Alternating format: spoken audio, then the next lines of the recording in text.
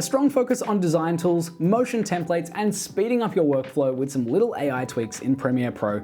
These are some of the new features that have been added to the program and announced this past week at Adobe Max 2022.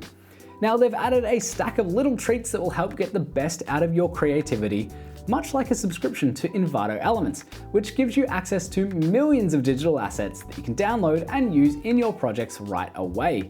Assets like motion graphics templates and high quality stock footage. So if you've ever wanted to learn more about Envato Elements, then now is the time. Head down to the link in the description below to check it out right now. All right, let's jump into it. These are the top things I'm excited about in Premiere Pro as learned at Adobe Max 2022. The focus of the keynote address for Adobe Max this year was very much on speeding up workflows, integrating more AI tools to take care of those annoying little background tasks that are often repeated, and accelerating existing tools across the suite of Creative Cloud programs.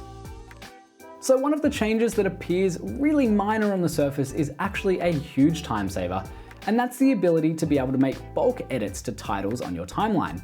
If you wanted to make basic text style changes to multiple titles on the timeline, you'd have to select one individually, make the desired changes in the editor, then either manually adjust those changes across every single title or copy over the properties, and hope that the new style just kind of worked for each title. In this new update, you're now able to select multiple titles at once, make those changes, and see them reflected across the rest of the timeline. Again, not a groundbreaking change, but one that will save a ton of time on title-heavy edits.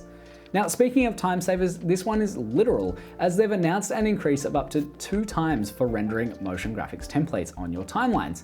So you can play through and preview your work in actual real time now. Handy, I love it. The integration of motion graphics templates, or MOGRT files, in Premiere Pro has been a great addition to the program in recent years.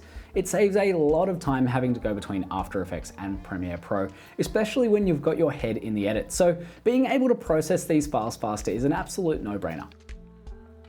And it seems that the Premiere team are putting a real focus on sticking in Premiere and not having to round trip as much to After Effects and other programs when creating motion graphics for your videos. Another small but welcome addition to the program in this update is the ability to select between outer, center, and inner stroke when designing text and graphic elements. It's a small change, but yeah, really handy.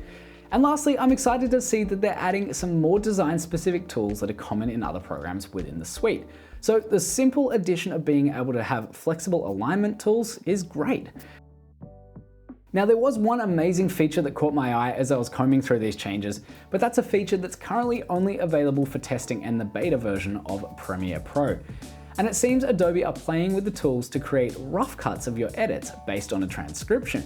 The way this will work is by generating a transcript from your footage during the import or from the text panel, and then you'll be able to select text sections and add them into your sequence, so therefore creating a rough cut. If you've ever worked in the corporate filmmaking world, then you'll be probably familiar with a paper edit or something named similarly like that, where a director or a producer will have gone through the transcript and highlighted parts that they want to see appearing in the edit. So it seems like this is Adobe's answer to the paper edit, and if they can pull it off, I think that would actually be a game changer, so time will tell. So there we go, not a groundbreaking update, but a lot of great little additions that are going to help with your productivity, which will then lead to greater creativity, or I guess that's what Adobe is trying to go for anyway, according to their keynote.